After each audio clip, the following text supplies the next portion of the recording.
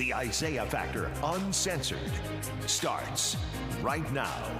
Welcome and thank you for joining us here on The Factor Uncensored tonight. ICE is launching a new recruiting campaign, complete with signing bonuses of up to $50,000 and promises of overtime pay. Now, the goal is to ramp up staffing for President Trump's expanded deportation agenda. ICE is looking to hire thousands of law enforcement officers, investigators, and attorneys as it attempts to meet its goal of a million deportations per year. Joining us to talk about it, George Abrego, owner of HTX Tactical, and Cesar Espinosa, executive director of Fiel. So, Cesar, your thoughts about this? He's wrapping up. I mean, this was expected. In the big, beautiful bill, they, cut Medicaid, cut early school for children. They cut a bunch of stuff out to give ICE money. And if ICE was deemed as a military itself, it would be the 16th largest military in the country. So, in the world, excuse me. So they cut off a lot of stuff in order to give ICE a lot of money. So it is expected that now there's going to be incentives to hire more officers, to follow through with Trump's plan to detain and deport as many individuals as possible. Now, it's safe to point out, easy to point out, that they're not going after hardened criminals. Even ICE themselves admits that 70% of people getting detained are people that are just in the country illegally, unfortunately. And instead of pushing for an immigration bill, they're looking to spend more taxpayer money on detaining people and deporting them. And you're out there in the community helping individuals who have immigration issues. What's the atmosphere like? What are they feeling? Is there fear out there as a result of efforts like this and what we've seen on television? Masked agents coming in, taking families apart. Even in Houston, that is such a welcoming city, such a diverse city. There's a lot of people that are scared to even take their kids to school, and we're gonna see that this year.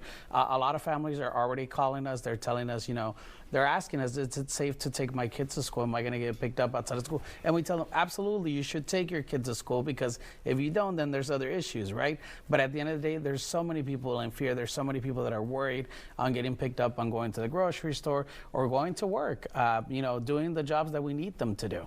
All right, George, your thoughts about this? You see it as a good thing, bad thing, what? Yeah, so I thought it was interesting. You mentioned that with those numbers, ICE would be considered the 16th largest military in the world. Why wouldn't you want the largest military in the world protecting our borders and protecting our homeland, right? I think in the past 6 months, I believe, 214 illegal immigrants that were child sex offenders were arrested here in Houston only. I guarantee you there's more out there. And that's just in Houston. Think about the suburbs. And you have a child sex offender in the White House.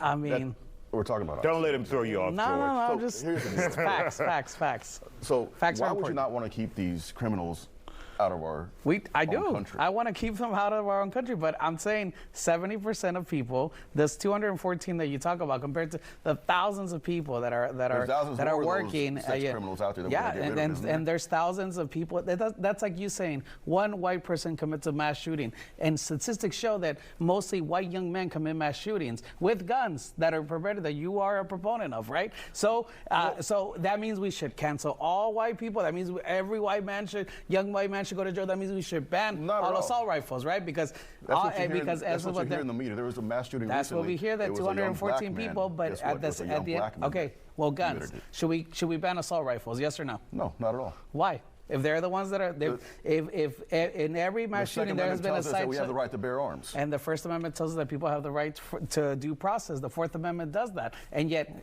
Trump, a child sex offender, is violating due process while he's sitting in the White House. What you're missing here is these are illegal immigrants, right? Okay. The moment they step over that border, they're breaking the law. They're not breaking the law. It's a civil law. A law. Correct. They're breaking the law. They're here illegally. Okay. There's a right way to do things. Is there not?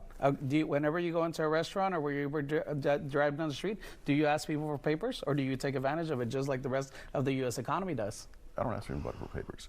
So if somebody breaks into a bank so and robs we a bank. we benefit from it, but yet we don't ask. So if somebody robs a bank and they say, "Oh, I just did it to feed my family," should we not have them pay the price for that? If somebody commits a shooting with an AR-15, should we ban all assault rifles? Yes or no? Not at all. Okay, well, why not? Because that means that you every guys person can go that owns back and forth an with this all AR-15 night, but is here's a another criminal? question. The Second Amendment tells us that we can have will we see a loss of law enforcement officers on the streets, regular police, who will now take advantage of this $50,000 bonus? Do you think we're putting our own safety in jeopardy if they leave from law enforcement, like say an HPD or Harris County, and they go to ICE now for this $50,000 bonus? So if I'm not mistaken, I think it's like 35% of law enforcement are military veterans. So these are incentives to hire our own military veterans that have served our own country and protected our homeland. A lot of jobless veterans out there. So why not hire them and have them protect our homeland? All right, Cesar, your thoughts about taking police officers potentially off the streets and dedicating them to ICE if they find this bonus attractive enough to walk away from local law enforcement? Most police departments will tell you, including HPD, will tell you that they're already understaffed. Yeah, absolutely. For the amount of people that we have, and most major cities will do that. So anything that takes away from that is an issue. Even deporting and detaining people, when people start perceiving law enforcement as ICE, as people, then they stop reporting crime both as victims and witnesses of crimes. And we see this during Trump 1.0. There was a gang of people here who were specifically targeting Latino men and Latino immigrant men in the southwest part of Houston, robbing them on Friday nights after work, and it went on for months. And people would not come forward. So at the end of the day, when you have 1 out of every 10 people in Houston being undocumented, that doesn't just affect them. It could potentially affect us, because if they go after them, what tells you that they're not going to rob us, down the street here in the Galleria area? All right, final word, George? I think it takes a lot to build a country.